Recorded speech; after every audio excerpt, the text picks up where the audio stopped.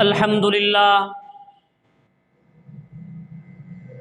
للہ وحدہ سلام علی عبادہ الذین اصطفیٰ اما بعد فقد قال اللہ تبارک و تعالی فی القرآن المجید والفرقان الحمید اعوذ باللہ من الشیطان الرجیم بسم اللہ الرحمن الرحیم اولئک کتب فی قلوبہم الایمان ان عبداللہ ابن عمر رضی اللہ تعالی عنہ قال قال رسول اللہ صلی اللہ علیہ وآلہ وسلم ان اللہ جعل الحق علی لسان عمر وقلبہ عن عقبہ بن عامر رضی اللہ تعالی عنہ قال قال رسول اللہ صلی اللہ علیہ وسلم لو کان بعدی نبی لکان عمر بن الخطاب رضی اللہ تعالی عنہ صدق اللہ وصدق رسولہ النبی الکریم وَنَحْنُ عَلَى ذَلِكَ لَمِنَ الشَّاهِدِينَ وَالشَّاكِرِينَ وَالْحَمْدُ لِلَّهِ رَبِّ الْعَالَمِينَ۔ تقاضا ہے کہ پھر دنیا میں شان حق ہویدا ہو، تقاضا ہے کہ پھر دنیا میں شان حق ہویدا ہو، عرب کے ریگزاروں سے کوئی فاروق پیدا ہو، نہ استحصال کیسر ہو نہ استبداد کسریٰ ہو، مساوات و عدالت کا زمانے بھر میں چرچا ہو، وہی برق تجلی پھر افق پر آشکارا ہو، اندھیرے دور ہو جائیں اجالا ہی اجالا ہو۔ بڑا غوغا ہے کسر جہاں میں اہل باطل کا، بڑا غوغا ہے کسر جہاں میں اہل باطل کا، پھر اٹھے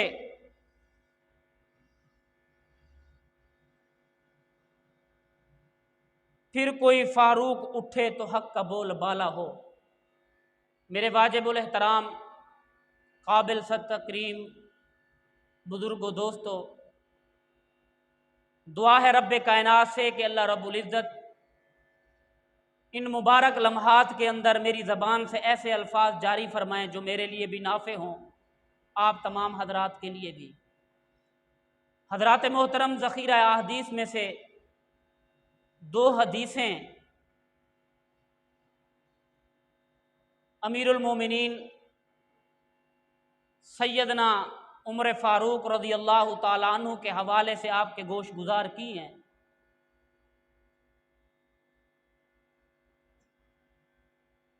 عمر جو دو قبیلوں کا فاتح تھا، عمر وہ ہے جو حیدر کرار کا داماد تھا، عمر وہ ہے جو غیرت میں مشہور عالم تھا، عمر وہ ہے جو بیت المقدس کو فتح کرنے والا تھا، عمر وہ ہے کہ جس نے فاروق لقب بارگاہ نبوت سے حاصل کیا، عمر وہ ہے کہ جس نے بیت اللہ کے اندر اللہ کا نام بلند کیا۔ تو میرے بھائیوں، عمر فاروق رضی اللہ تعالیٰ عنہ کو اللہ رب العزت نے بڑا مقام عطا فرمایا۔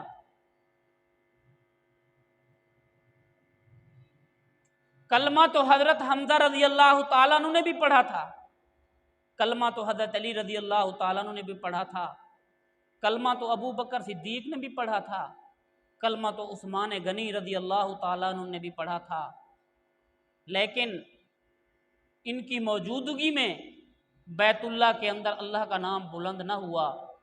یہ اعزاز، یہ سعادت، یہ فضیلت اللہ نے عمر ابن خطاب رضی اللہ تعالیٰ عنہ کو عطا فرمائی کہ سب سے پہلے اللہ رب العزت کے گھر کے اندر اللہ کا نام بلند آپ نے کیا۔ جب اسلام کو قبول کیا، پیارے نبی صلی اللہ علیہ وسلم کی بارگاہ میں آتے ہیں اور اللہ کے نبی صلی اللہ علیہ وآلہ وسلم نے فرمایا، اے عمر کیسے آئے ہو؟ عرض کی، اے اللہ کے نبی، آیا تو میں قاتل بن کر تھا، घर से जब निकला तो कातिल बनकर निकला था, कत्ल के इरादे से निकला था, लेकिन जब आपकी बारगाह में पहुंचा हूं तो मैं सर देने के लिए पहुंचा हूं। पहले सर लेने के लिए आ रहा था, अब आपकी बारगाह में पहुंचकर सर देने के लिए आया हूं। कलमा पढ़ के अल्लाह के नबी से अर्ज करते हैं, ऐ अल्लाह के नबी, क्या हम हक पर हैं या नहीं है? अल्लाह के नबी सल्लल्लाहु अलैहि वसल्लम ने फरमाया कि हाँ, हम हक पर हैं। तो उमर फारूक रज़ी अल्लाह ताला अन्हु ने अर्ज की, ऐ अल्लाह के नबी, जब हम हक पर हैं तो फिर उमर की गैरत गवारा नहीं कर सकती कि हम दारे अरकम में अजान दें। आज के बाद उमर बैतुल्लाह की छत पर अजान देगा, अल्लाह का घर होगा, बैतुल्लाह की छत होगी और उमर अल्लाह का कलमा बुलंद करेगा,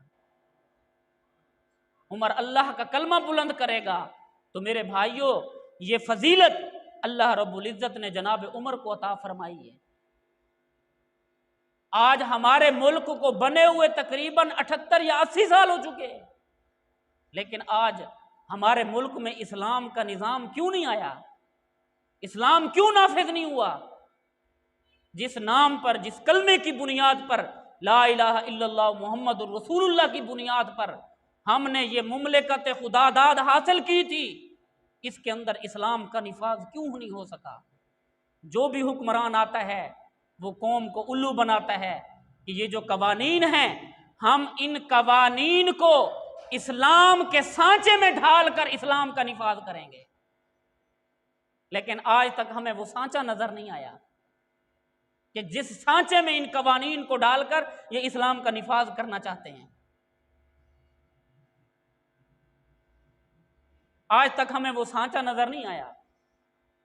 एक आदमी 10 साल, 8 साल, 9 साल हुक्मरानी करता है, हुक्मरानी करने के बावजूद भी इस्लाम का निफाज नहीं कर सकता, हालांकि उसके पास तमाम वसाइल हैं, तमाम उसके पास नजरियाती कौंसलें हैं, तहकीकाती ट्रिब्यूनल हैं, उसके पास जो है तमाम इदारे हैं, हत्ता के चंद खरीदे हुए मुल्ला भी उनके साथ हैं, लेकिन फिर भी वो इस्लाम का निफाज करने से कासिर है।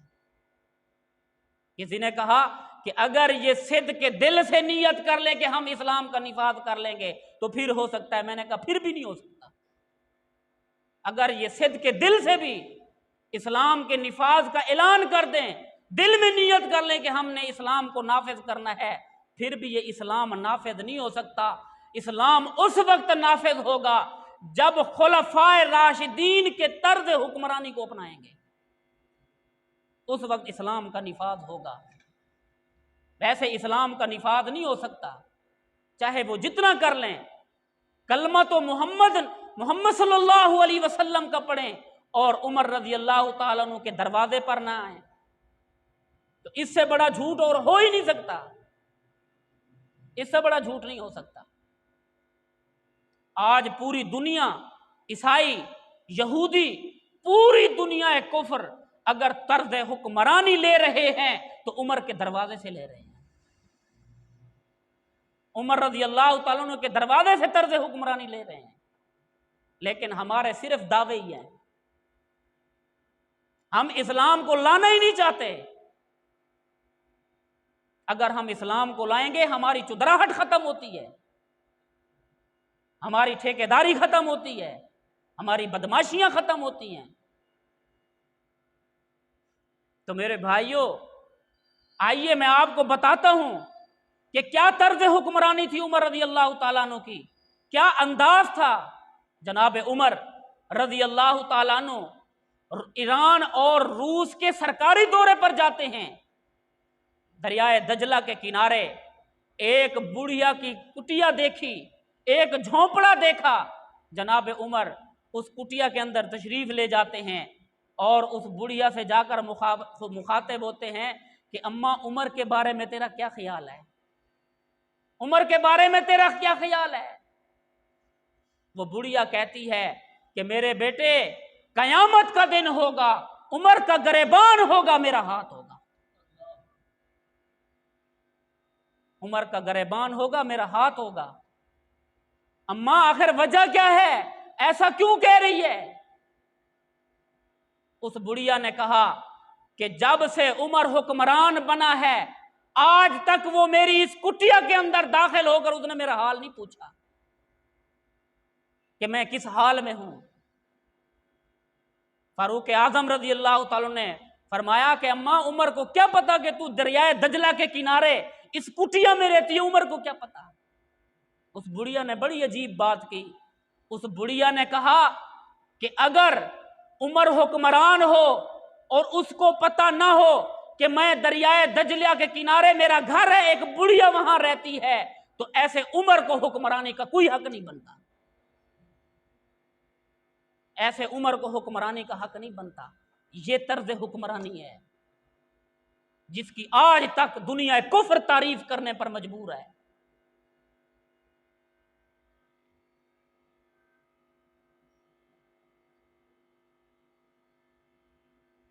میرے بھائیوں، آج ہمارے ہاں کچہریاں لگتی ہیں کہ فلاں صاحب کھلی کچہری کا اعلان کر رہے ہیں، فلاں جگہ پر کھلی کچہری ہوگی، فلاں صاحب اقتدار وہاں آ کر کھلی کچہری کریں گے۔ تو میرے بھائیوں، یہ وہ کھلی کچہریاں نہیں ہیں۔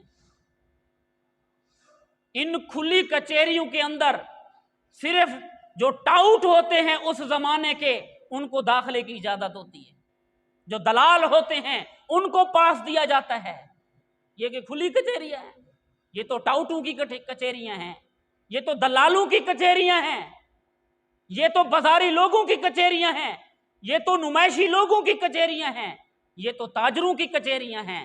آؤ میں آپ کو عمر کے دربار میں لے چلتا ہوں۔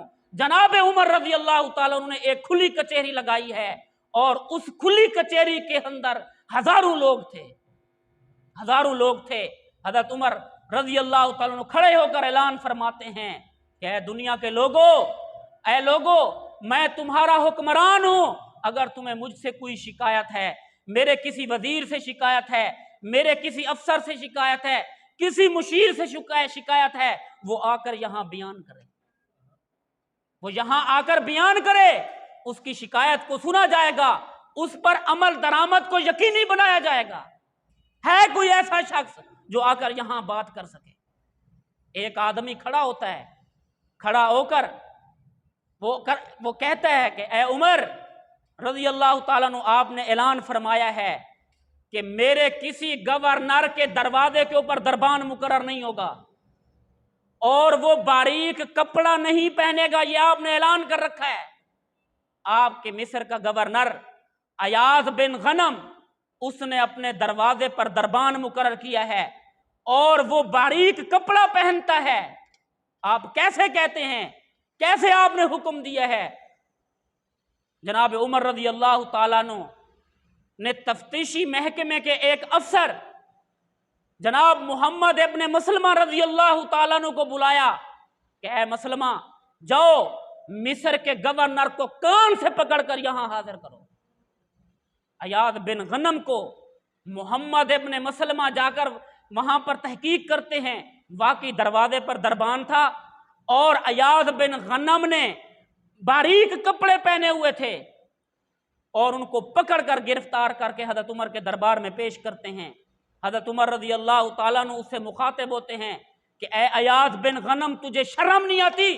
تیرا باپ بکریاں اور بھیڑیں چرایا کرتا تھا، تو اقتدار میں آ کر تو اپنی اوقات بھول گیا ہے، تو اپنی اوقات بھول گیا ہے۔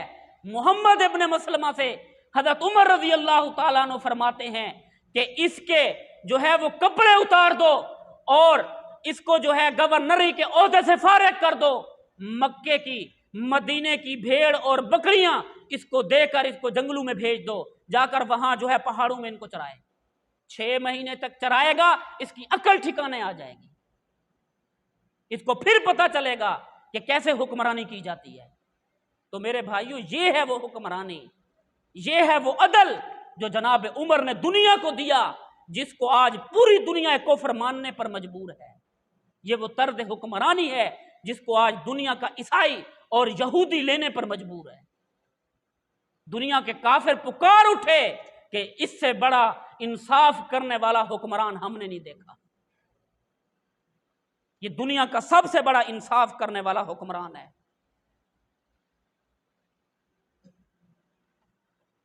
آئیے میں آپ کو انصاف کی ایک اور جھلک دکھاتا ہوں۔ ایک آدمی جناب عمر رضی اللہ تعالیٰ عنہ کی خدمت میں آ کر عرض کرتا ہے، غریب الدیار ہے، مفلس ہے، کلاش ہے، آ کر عرض کرتا ہے اے امیر عمر، ایک غسان کے شہزادے نے میرے منہ پر تھپڑ مارا ہے، میرے منہ پر تھپڑ مارا ہے، مہربانی کیجئے مجھے اس سے بدلہ لے دیں۔ جناب عمر غصے میں آ گئے، ایک افسر کو بھیجا، جاؤ غسان کے شہزادے کو پکڑ کر لے آؤ۔ بازو سے پکڑ کر جناب عمر کی عدالت میں لے آئے۔ جناب عمر رضی اللہ تعالیٰ عنہ سے مخاطب ہوتے ہیں کہ اے غسان کے شہزادے، تمہیں شرم نہیں آتی؟ ایک غریب کا قصور کیا تھا؟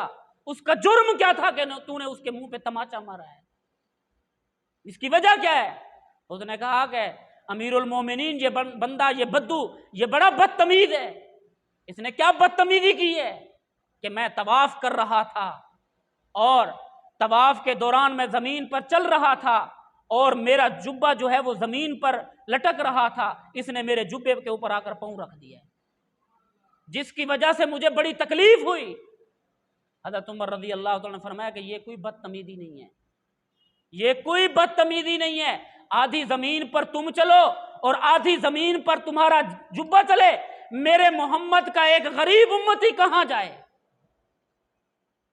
میرے محمد کا غریب امتی کہاں جائے؟ مجھے اس کا جواب دو۔ وہ جواب دینے سے قاصر ہو گیا۔ جناب عمر نے فیصلہ سنا دیا کہ جس طرح اس نے غریب کو تھپڑ مارا ہے، اسی طرح اس کو بھی تھپڑ مارا جائے۔ اب وہ کانپنے لگ گیا۔ اس نے کہا کہ میرے تو نرم نازک ہاتھ، میں نے تو نرم نازک ہاتھوں سے اس کو تھپڑ مارا ہے، اور اس کا مکھن کا پلا ہوا ہاتھ جب اس نے باہر نکالا، اس کی ٹانگیں کانپنے لگ گئیں۔ اس نے کہا کہ مجھے معاف کر دو۔ اس بدو نے کہا، اس غریب نے کہا کہ میں تمہیں معاف نہیں کر سکتا، میں اپنا بدلہ لوں گا۔ حتیٰ کہ اس شہزادے کا پیشاب نکل گیا، زمین پاؤں سے نکل گئی۔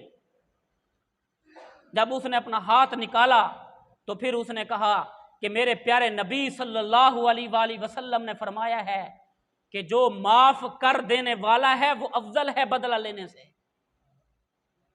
اس لیے میں اس نبی کا امتی ہوں جس نے معاف دینے کو ترجیح دی ہے، میں اس کی معافی کا اعلان کرتا ہوں، میں اس کے لیے معافی کا اعلان کرتا ہوں، میں اس کو معاف کرتا ہوں۔ تو میرے بھائیوں، یہ ہے صحابہ رضی اللہ تعالیٰ عنہ کی اطاعت گزاری کہ پیارے نبی صلی اللہ علیہ وسلم کے ایک ایک عمل پر اپنی جان قربان کرنے والے ہیں۔ حالانکہ بدلہ لینا چاہتے تو لے سکتے تھے، لیکن پیارے نبی کے فرمان کو سامنے رکھ کر اس نے بدلہ لینے سے انکار کر دیا کہ میں اس سے بدلہ نہیں لیتا، میں اس کو اللہ کی رضا کے لیے معاف کرتا ہوں۔ پیارے نبی صلی اللہ علیہ وسلم نے اپنی مسجد کے اندر اعلان فرمایا کہ سارے لوگ بیٹھ جائیں، سارے کے سارے لوگ بیٹھ گئے۔ پیارے نبی صلی اللہ علیہ وسلم تھوڑی دیر کے بعد باہر تشریف لاتے ہیں کہ ایک صحابی کا ایک پاؤں دروازے کی دہلیز پر ہے اور دوسرا پیچھے کی طرف ہے، وہیں پر بیٹھ گیا۔ پیارے نبی نے فرمایا کہ آپ ایسے کیوں بیٹھ گئے؟ آپ سیدھے بھی تو بیٹھ سکتے تھے، آپ اس انداز کے اندر کیوں بیٹھے؟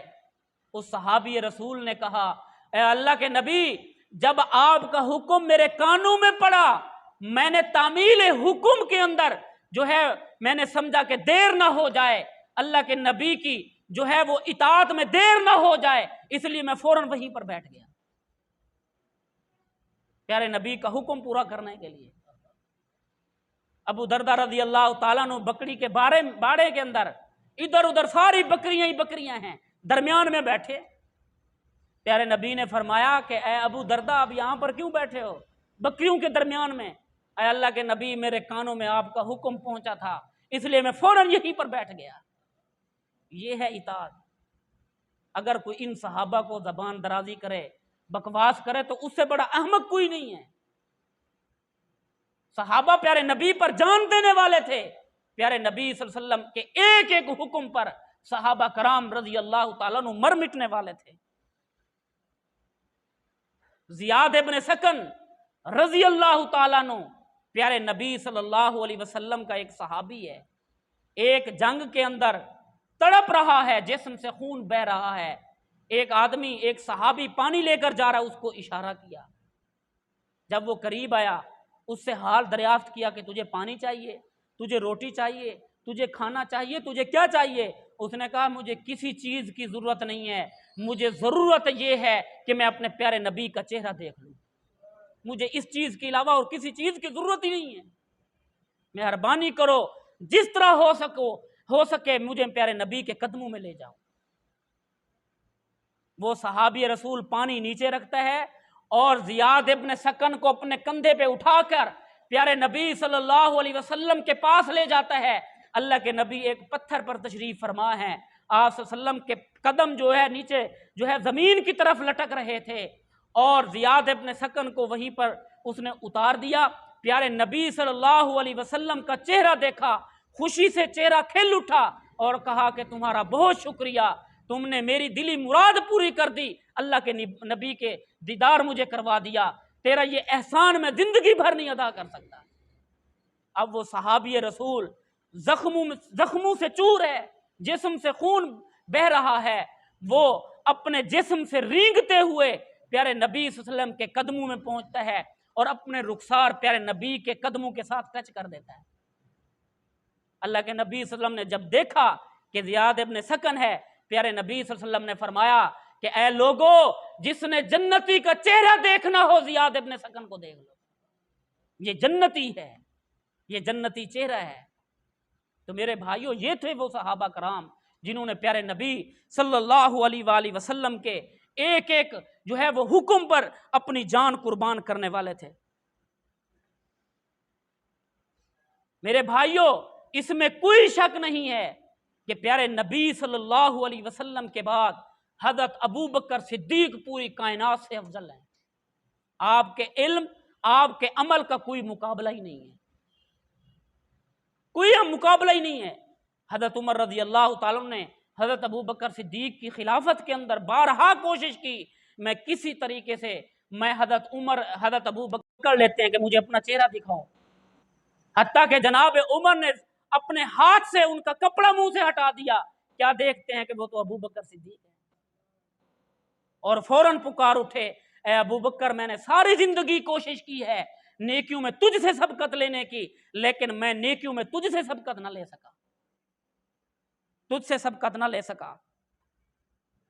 मेरे भाइयों, जनाब उमर रजी अल्लाह ताला अन्हु जब बैतुल मुकद्दस फतह करने के लिए जा रहे थे, तो जनाब उमर वो अजीमुल मर्तबत इंसान है कि जो रात को पहरा दिया करते थे और अपनी रियाया का ख्याल किया करते थे, और दिल के अंदर ऐसा खौफ खुदाबंदी था, हर वक्त यही फिक्र दामनगीर रहती थी कि मेरे अल्लाह ने मुझसे किसी इंसान के बारे में पूछ लिया, मैं क्या जवाब दूंगा। वो उमर 22 लाख मुरब्बा मील पर इस्लाम का परचम बुलंद करने वाला उमर बैतुल मुकद्दस को फतह करने के लिए जा रहा है, और उसके जिस्म पर कपड़ों का हाल ये है कि उसके कपड़ों के ऊपर 17 पैबंद लगे हुए हैं। सहाबा ने देखा कि अमीरुल मोमिनीन है, अमीरुल मुस्लिमीन है, उसके कपड़ों के ऊपर 17 पैबंद लगे हुए हैं। जनाब अली की खिदमत में अर्ज की, अली, जनाब उमर से कहें कि आप इस हालत में वहां ना जाएं, काफिर ये क्या कहेंगे कि देखो मुसलमानों का सरबरा, उसके पास पहनने के लिए कपड़े भी नहीं थे। हज़रत उमर रज़ी अल्लाह ताला अन्हु के पास आप जाएं, ये अर्ज करें। जनाब अली जब दरबार उमर में पहुंचते हैं, उनके अंदर ये हिम्मत ही नहीं होती कि हज़रत उमर से बात कर सकें। वापस आकर कहते हैं कि मेरे अंदर हिम्मत नहीं हुई कि मैं उमर से बात करूं। आप ऐसे करें कि आप सैयदना हफ्सा रज़ी अल्लाह ताला अन्हा उम्मुल मोमिनीन, जो हजूर सल्लल्लाहु अलैहि वसल्लम की ज़ौजा मोहतरमा हैं, हज़रत उमर फारूक की बेटी हैं, आप उनसे कहें, या उम्मुल मोमिनीन अम्मा आयशा सिद्दीका से कहें कि वो उनसे बात करें। सहाबा कराम उम्मुल मोमिनीन सैयदा हफ्सा रज़ी अल्लाह ताला अन्हा के पास जाते हैं कि आप उमर रज़ी अल्लाह ताला अन्हु से अर्ज करें कि आप इस हालत में बैतुल मुकद्दस न जाएं। उन्होंने कहा कि वो मेरे वालिद हैं, मेरे अंदर ऐसी हिम्मत नहीं है कि मैं उनको कुछ कह सकूं। आप सैयदा तय्यबा ताहिरा अम्मा आयशा सिद्दीका से अर्ज करें, वो शायद कह दें। अम्मा आयशा सिद्दीका से कहा गया। अम्मा आयशा सिद्दीका ने जनाब उमर को बुलाया।